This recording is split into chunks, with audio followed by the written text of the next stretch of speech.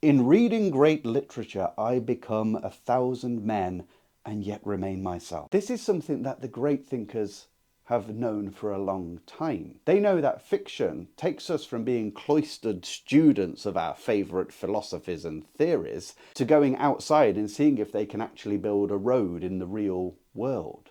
Fiction stops us from gardening the facts in order to make our theory work. Lewis observed that literature allows us to transcend our single perspective. In reading great literature, I become 1,000 men and yet remain myself. I see with 1,000 eyes, but it is still I who see. Good fiction allows us to inhabit the perspective of different people from different walks of life and to share the experiences of an author who is packing that in to a character who would behave like that in real life. Now, how much more aware of the value of an idea would you be if you could see it from 1,000 different perspectives? His persons act and speak by the influence of those general passions and principles by which all minds are agitated and the whole system of life is continued in motion. Although none of Shakespeare's characters as he wrote them lived in this world,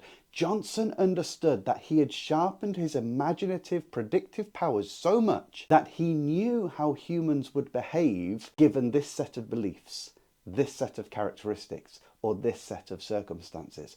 And this is critical to understand for our own intellect going forward. That just as we wouldn't argue that a philosopher of logic would be better at logic than we are, likewise, the great novelist has sharpened their imagination and predictive abilities more clearly than we have. And that's why Matthew Arnold said literature is a criticism of life. Truth is not a sentence or a data set to be memorized.